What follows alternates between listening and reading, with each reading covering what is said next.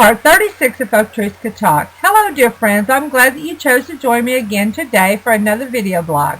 I so appreciate that you take your time to read or tune in with me as I read my novel, Folk Truth Could Talk.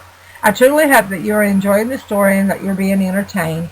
Today we pick back up in Chapter 17, The Tyrant.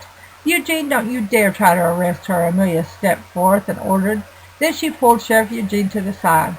She quietly began talking to Eugene, then pointed to Mr. Hodges. If anyone needs to be arrested, arrest him, Eugene. He is a lunatic who is cruel to some of the residents in this place. Do you know who you are helping, Eugene? He is abusing these patients and probably drugging them so that he can lord over them. Amelia pleaded, Please, Eugene, do not side with him. Do the right thing. Now, Miss Amelia, you and your folks have already been in a heap of trouble. Now, why do you want to try to hinder me from doing my job? Sheriff Eugene asked. If your job is throwing innocent older ladies in jail for speaking their minds and the truth, then I feel sorry for you, Eugene.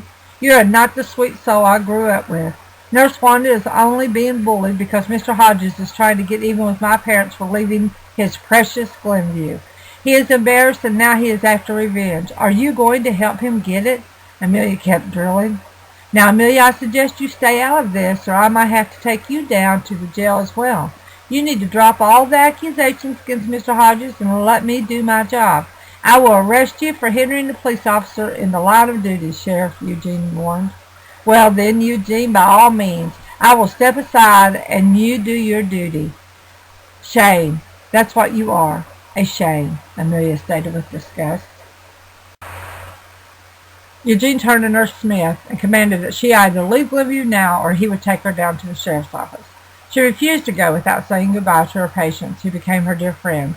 It was fortunate for Nurse Wanda because she raised such a loud ruckus. Most of all the visitors and able patients were standing out in the hallway listening to and watching all of the events. All of the patients that were standing in the hallway began chanting, We want Nurse Wanda! We love Nurse Wanda! We want Nurse Wanda! We love Nurse Wanda! Mr. Hodges was beside himself. He wanted to keep up appearances for the patients, visiting guests. However, he was furious with the Tylers, Mrs. Steele, and now Nurse Smith. He raged and spewed out threats even to Sheriff Eugene. He did his best to shout louder than the crowd, Sheriff, do your job now. Get this woman out of here before we have a riot on our hands. Do it now or I'll have your job. Sheriff Eugene walked toward Nurse Wanda and once again told her to come with him. This time he gave her no choice as to come with him or leave on her own. He grabbed her by her arm and began leading her toward the entrance to his sheriff's car. She turned to the crowd who was still chanting that they wanted her and loved her. She shouted back with tears running down her face, I love all of you. It has been my joy and my pleasure to have known you. I will miss you dearly. Don't take Mr. Hodges' drugs. Mr. Tyler, don't dare take them. The crowd continued to stand out in the hallway chanting. Soon, however, Mr. Hodges took back the control that he was used to having. He shouted to all, The show's over. Go back to your suites immediately. I ask that all visitors please leave at this time. We apologize for the disgruntled employee who has caused such a stressful event. For the health and safety of your loved ones, I ask that you please leave so that we can bring a calm back into Glenview. We apologize for your inconvenience, but you are free to visit again tomorrow. Amelia and her parents stood in disgust of what they had just witnessed. Amelia was determined that she would not let Mr. Hodges die with anything. She intended to go to Mr. Henderson the moment she left her parents. However, with the whole event of the day, she feared leaving Henry and Helen at all. As the hallway cleared with Mr. Hodges' command, Amelia and her parents still stood in the front waiting for a new suite to be given to her parents. Soon Mr. Hodges glared at them once more and said nothing else. He stomped away and around the corner.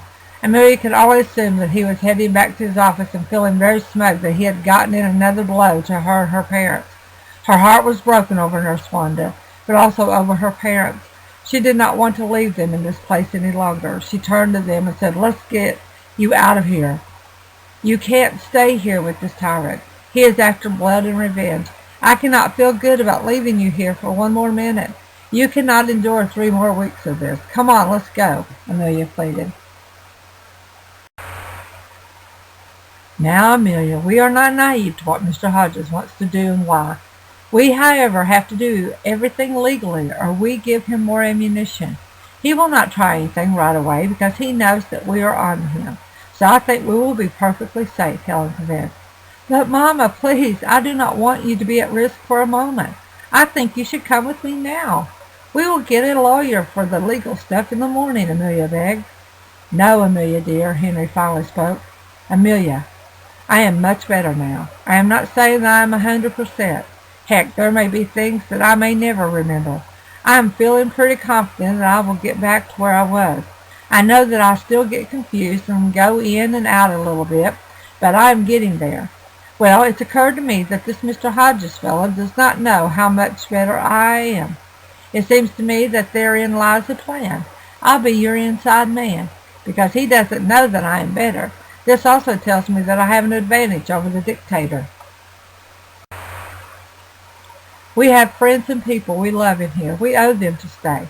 Remember that I was a soldier in the service. We never left anyone behind. We can't just forsake them. We need evidence against Mr. Hodges to do anything about our suspicions. When he tries to slip us the old Mickey, we will pretend to take the drugs, but we will stash them and smuggle them out with you. I figure you can have them analyzed to see what they are and if we are supposed to have them. We will be fine, daughter. Daddy, of all the times that I have really wanted you to make good sense and you choose now, I just don't feel good at all about this, Amelia continued. We'll be fine, Helen and Henry said in unison. Thank you once again for tuning in or reading along with me. It is my hope that you have been enjoying my romance suspense novel, Folk Trees Could Talk, for it has been my pleasure to share it with you. As always, I would love to hear from you. I want to thank all of you that have begun following my WordPress blogs. Please continue to tune in as we are moving right along through the book. If you are interested in obtaining your own copy of Folk Trees Could Talk or any of my other books, please visit my Amazon author page. Also, if you are new to my video blogs and would like to catch up on the story from the beginning, please check out the archives in this blog or simply subscribe to my YouTube videos as they are numbered and in order. I am also a weekly contributor to the Lakeview Times. All of my videos are published each week at www.lakeviewtimes.com.